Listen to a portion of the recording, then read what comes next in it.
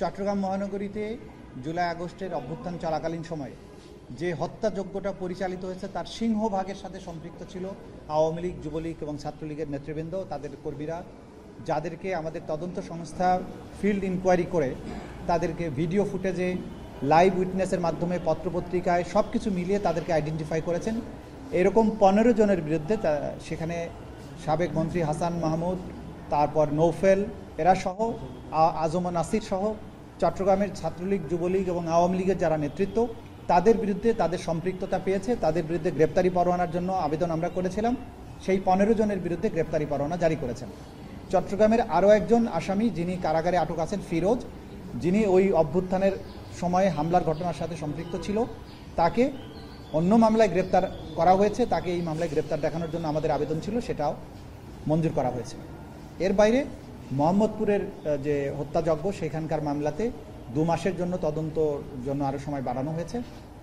সেখানে একজন আসামি যে সরাসরি ওমর ফারুক নামে একজন আনসারের সদস্য, যে কোনো উস্কানি ছাড়া মানুষগুলো গেটের সামনে দাঁড়িয়ে আছে, সে দূরের থেকে এসে দৌড়িয়ে এসে তাদেরকে গুলি করে মেরে ফেলল। এই একজন আসামিকে গ্রেপ্তার করা হয়েছে, তাকে গ্রেপ্তারি পরোয়ানা মূলে আজকে এখানে নিয়ে আসা হয়েছিল, তাকে কারাগারে পাঠানোর আদেশ দিয়েছে। এটা ছিল মোটা দাগে আজকের প্রসিডিংস। কাউন্সিলর আসিফ মাহমুদ, হ্যাঁ, তারা গ্রেপ্তারি পরোয়ানা জারি আছে, এদেরকে গ্রেপ্তার করা হলেই তাদেরকে এখানে নিয়ে আসা হবে। কাদের ইসলাম, আমরা গতকাল দেখলাম একটা বিষয় যে নজিরবিহীনভাবে ট্রাইব্যুনালের সামনে জুলাই আন্দোলনে নিহতদের পরিবার একটা তারা বিক্ষোভ করলো। তো সেখানে তারা চিফ প্রসিকিউটরের পদত্যাগ দাবি করেছেন এবং তারা আওয়ামী লীগের বিচার চেয়েছেন। বিষয়টাকে আপনারা কীভাবে ব্যাখ্যা করবেন? দেখুন, প্রথম কথা হচ্ছে চিফ প্রসিকিউটর আইনজীবী। চিফ প্রসিকিউটরের ক্ষমতা, চিফ প্রসিকিউটরের দায়িত্ব আইন দ্বারা ডিফাইন করা আছে। আমাদের কাছে যখন তদন্ত সংস্থা তদন্ত করে রিপোর্ট দিবেন, সেইটার পর থেকে চিফ প্রসিকিউটরের কাজ শুরু হয়।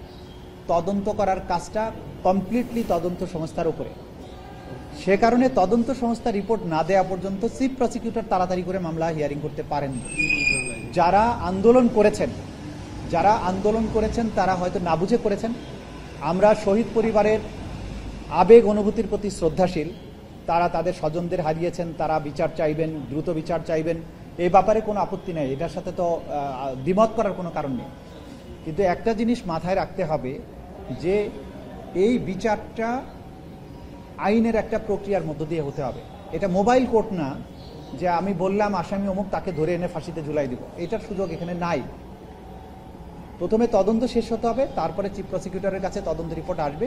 চিফ প্রসিকিউটর ওইটার ভিত্তিতে ফর্মাল চার্জ দাখিল করবেন, এরপরে বিচারের প্রক্রিয়াটা শুরু হবে।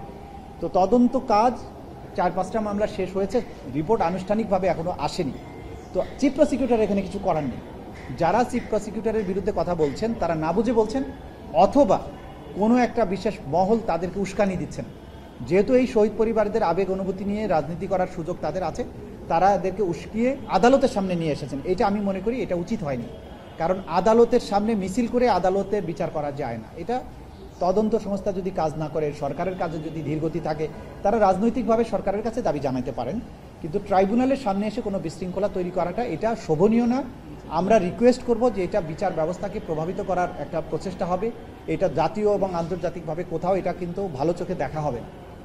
এবং সবসময় আমরা যেটা বলছি যে ভিকটিম পরিবার, শহীদ পরিবার, তাদের জন্য আমাদের দরজা সবসময় ওপেন।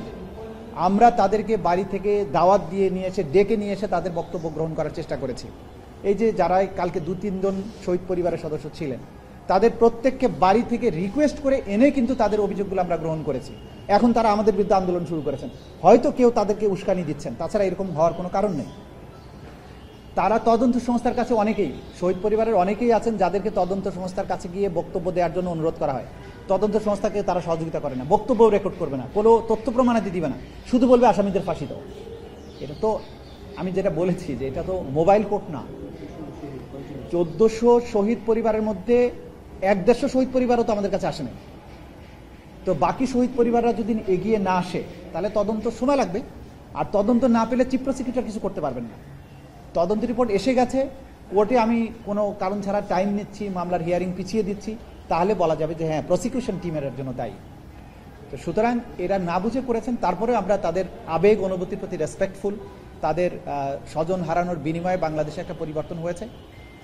আমরা এবং তদন্ত সংস্থা তারা সবাই দিনরাত কাজ করছে, কিন্তু কাজের ভলিউমটা বুঝতে হবে যে এই গোটা বাংলাদেশে এই চট্টগ্রামে যেতে হচ্ছে, রংপুরে যেতে হচ্ছে, খুলনায়, বরিশাল, নরসিংদী, কোথায় না।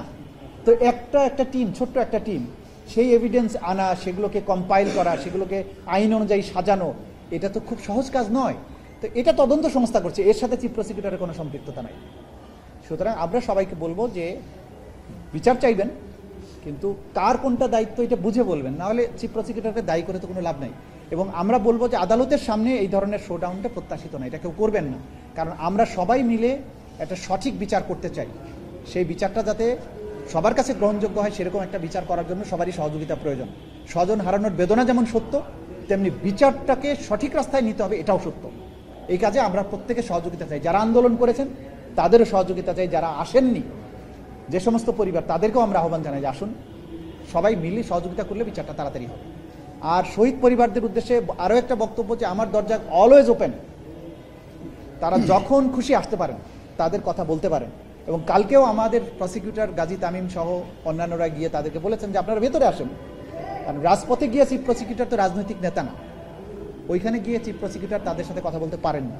তারা ট্রাইব্যুনালের অফিসে আসতে পারেন, তাদের কথা বলতে পারেন, সেই অনুযায়ী চিফ প্রসিকিউটর যতটুকু করণীয় আছে সেটা চিফ প্রসিকিউটর করতে পারেন। এটা হচ্ছে আমাদের পক্ষ থেকে। Thank you. ট্রাইব্যুনাল তদন্ত সংস্থার লোকবল বাড়ানো সহ দ্রুত তদন্তের বিষয়টি দেখুন, ট্রাইব্যুনাল বলেছেন আমাদের পক্ষ থেকে সরকারের কাছে সুপারিশ আছে, সরকার যেটা ভালো মনে করবেন সরকার করবেন। আমরা তো বলতে পারি সরকারকে, এর চেয়ে বেশি কিছু না। তো সরকার যদি মনে করেন যে এটা পরিধি বাড়ানো দরকার, তারা বাড়াবেন, আমাদের পক্ষ থেকে সেই রিকোয়েস্ট আছে। তো যারা আছেন তারা তাদের কর্তব্যে অবিচল আছেন, তারা কিন্তু কাজ বন্ধ করেন নাই, দিনরাত কাজ করছেন। সেখানে যদি টিমটা আরো বড় হয় নিশ্চয়ই কাজ করতে আরো সুবিধা হবে, এটা তো ঠিকই, কোনো সন্দেহ নেই। প্রতিবেদন মার্চে প্রতিবেদন এসে তো গেছে, একটা ড্রাফট কপি আমাদের হাতে এসেছে, আর 3-4টার ফিনিশিং টাচ চলছে। তো ঈদ না হলে আমরা মার্চের মধ্যেই 4টা প্রতিবেদন পেয়ে যেতাম। তো ঈদের বন্ধের কারণে ঈদের পরপরই আমরা এই প্রতিবেদনগুলো হাতে পেয়ে যাব। প্রতিবেদনের একটা অন্তত বলতে পারি একটা আমাদের হাতে চলে এসেছে, আরো 3টা ঈদের পরপরই আমরা পাবো আশা করছি। আপনি কি, আমরা যে মামলাটার ওয়ারেন্ট হলো ওখানে কি হাসান মাহমুদও আছেন? হ্যাঁ, যেহেতু ওনার বিরুদ্ধে আগের কমান্ড রেসপন্সিবিলিটির দায়ে ওনার বিরুদ্ধে আগের থেকে ওয়ারেন্ট জারি করা আছে, কিন্তু স্পেসিফিক্যালি চট্টগ্রামের ব্যাপারে তার ইনভলভমেন্ট আলাদাভাবে পাওয়া যাচ্ছে। সরাসরি সম্পৃক্ততার কিছু ব্যাপার, সরাসরি নির্দেশনা দেওয়ার জন্য আরও কিছু পাওয়া যাচ্ছে, সে কারণে এখানে তার বিরুদ্ধে ওয়ারেন্ট চাওয়া হয়েছে। Thank you.